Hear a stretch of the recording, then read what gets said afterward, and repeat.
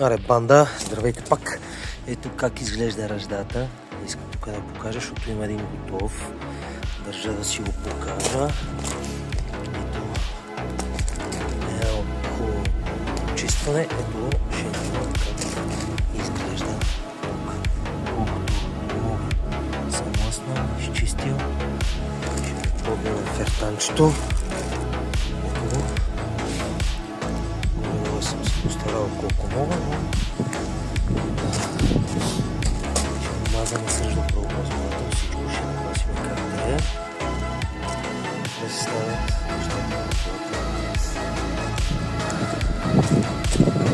Малко показвам за играчката. В случай сега няма фърши с диските. Толкова налек.